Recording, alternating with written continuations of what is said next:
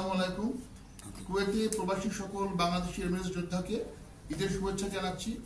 আজকে খুশির ঈদ আমাদের মাঝখানে এসেছে এক মাস সিয়াম সাধনার পরে, এবং কুয়েতস্থ বাংলাদেশ হাউসে আজকে ওপেন হাউস। সবাইকে এখানে আমরা স্বাগত জানাচ্ছি। আমরা অত্যন্ত আনন্দিত সকল কুয়েতে প্রবাসী বাংলাদেশিদের সাথে এখানে আমরা মিলিত হতে পেরে। এবং আমরা আবারও বলতে চাই যে বাংলাদেশ দূতাবাস কুয়েত প্রবাসে আমরা যারা কুয়েতে যারা বাংলাদেশি যারা আছি সবার পাশে আছে এবং আপনাদের সেবার জন্য আমরা নিবেদিত প্রাণ। সবাই ভালো থাকবেন, সবাইকে ঈদের শুভেচ্ছা থাকবেন। আল্লাহ হাফেজ। বিসমিল্লাহির রহমানির রহিম।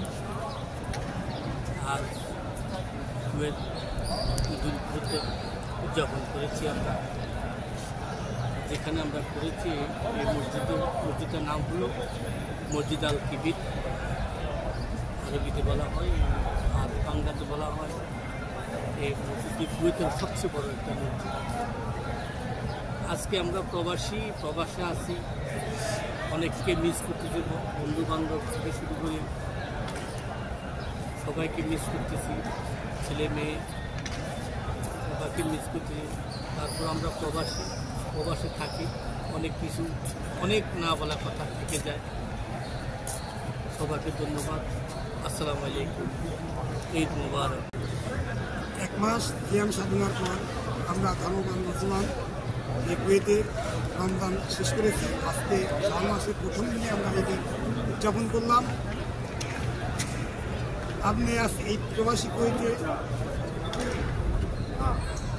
পরিজনকে কাউকে মিস করতেছেন না, এবং আপনি ঈদ উপলক্ষে অভিব্যক্ত জানতে চাইছেন।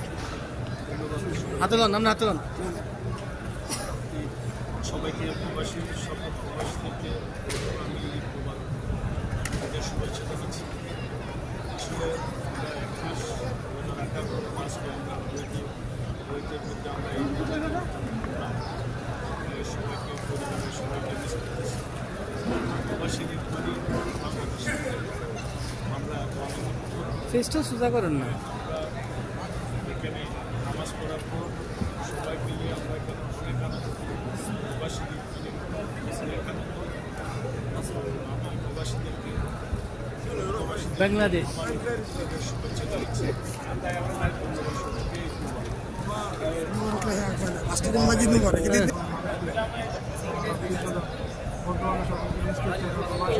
এই 30 দিন রোজা থেকে আজকে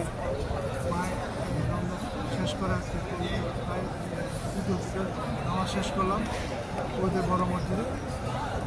আজকে দেশে এবং প্রবাসের সকল মুসলমান ভাইদের জন্য আমরা দোয়া করি, সকল মুসলিম উম্মাহ যেন শান্তিতে সুখে শান্তিতে বসবাস করতে পারে। আমরা প্রবাসী বাংলাদেশের মানুষের জন্য সবার জন্য সারাক্ষণ মিস করছি, সারাক্ষণ মনে পড়ে। তারপর প্রবাসের মাটিতে আমরা আনন্দের সাথে উদযাপন করা। আল্লাহ হাফেজ। বাংলাদেশ সকল মুসলমান